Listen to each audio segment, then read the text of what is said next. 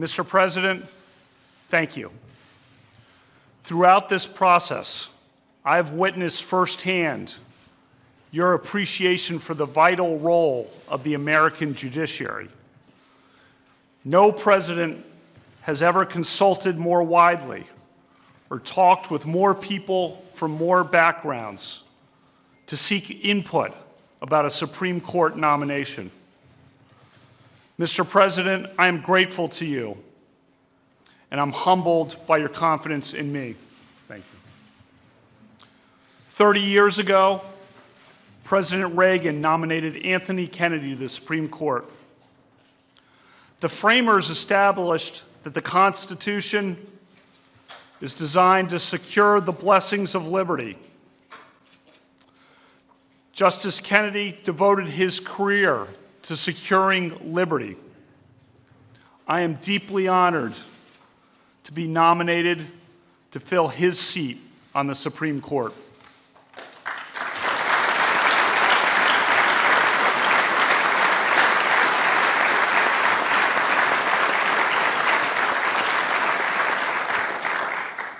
My mom and dad are here.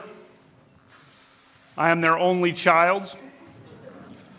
When people ask what it's like to be an only child, I say, it depends on who your parents are.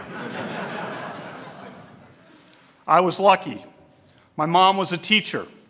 In the 1960s and 70s, she taught history at two largely African-American public high schools in Washington, D.C., McKinley Tech and H.D. Woodson.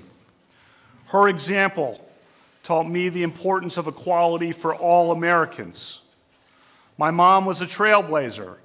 When I was 10, she went to law school and became a prosecutor. My introduction to law came at our dinner table when she practiced her closing arguments. Her trademark line was, "Use your common sense. What rings true? What rings false?" That's good advice for a juror and for a son. One of the few women prosecutors of that time, she overcame barriers and became a trial judge. The president introduced me tonight as Judge Kavanaugh, but to me, that title will always belong to my mom. My dad went to law school at night while working full-time. He has an unparalleled work ethic and has passed down to me his passion for playing and watching sports. I love him dearly. The motto of my Jesuit high school was "Men for Others." I've tried to live that creed. I've spent my career in public service from the executive branch and the White House to the U.S. Court of Appeals for the D.C. Circuit. I've served with 17 other judges, each of them a colleague and a friend. My judicial philosophy is straightforward. A judge must be independent and must interpret the law, not make the law. A judge must interpret statutes as written, and a judge must interpret the Constitution as written, informed by history and tradition and precedent. For the past 11 years, I've taught hundreds of students, primarily at Harvard Law School. I teach that the Constitution's separation of powers protects individual liberty. And I remain grateful to the dean who hired me, Justice Elena Kagan.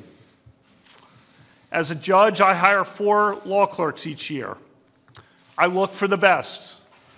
My law clerks come from diverse backgrounds and points of view. I am proud that a majority of my law clerks have been women. I am part of the vibrant Catholic community in the D.C. area. The members of that community disagree about many things, but we are united by a commitment to serve. Father John Ensler is here. 40 years ago, I was an altar boy for Father John. These days, I help him serve meals to the homeless at Catholic Charities. I have 2 spirited daughters, Margaret and Liza. Margaret loves sports, and she loves to read. Liza loves sports, and she loves to talk.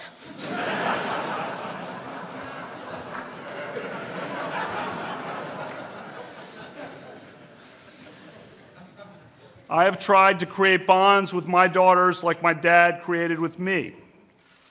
For the past 7 years, I have coached my daughters' basketball teams.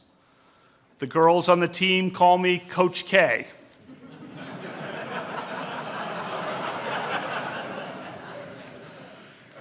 I am proud of our Blessed Sacrament team that just won the city championship.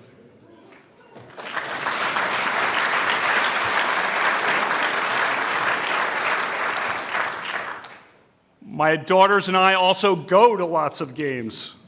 Our favorite memory was going to the historic Notre Dame-UConn women's basketball game at this year's Final Four. Unforgettable. My wife, Ashley, is a West Texan, a graduate of Abilene Cooper Public High School and the University of Texas. She is now the town manager of our community. We met in 2001 when we both worked in the White House. Our first date was on September 10th, 2001.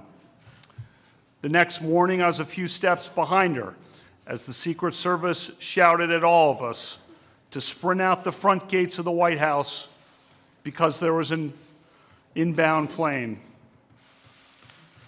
In the difficult weeks that followed, Ashley was a source of strength for President Bush and for everyone in this building. Through bad days and so many better days since then, she has been a great wife and an inspiring mom. I thank God every day for my family.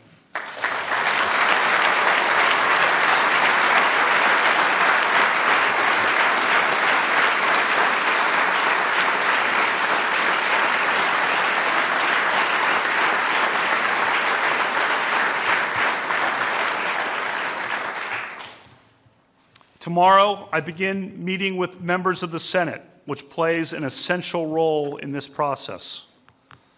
I will tell each senator that I revere the Constitution. I believe that an independent judiciary is the crown jewel of our constitutional republic. If confirmed by the Senate, I will keep an open mind in every case, and I will always strive to preserve the Constitution of the United States and the American rule of law. Thank you, Mr. President.